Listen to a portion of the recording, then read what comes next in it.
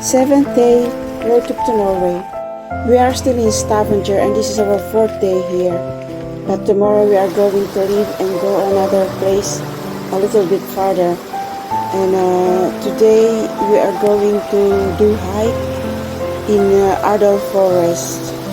The weather is a little bit foggy and rainy, but we are still going to do it.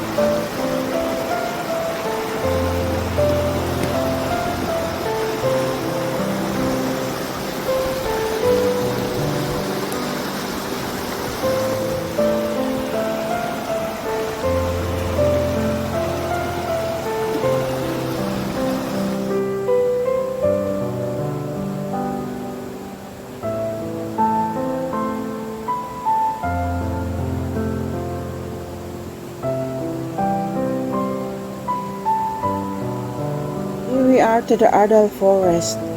The forest looks like a fairy tale. It is both charming and preserved, and the green moss looks so beautiful. And the walk in this forest between all the trees is about 3 kilometers and 1 hour. And the trail is also suitable for the children.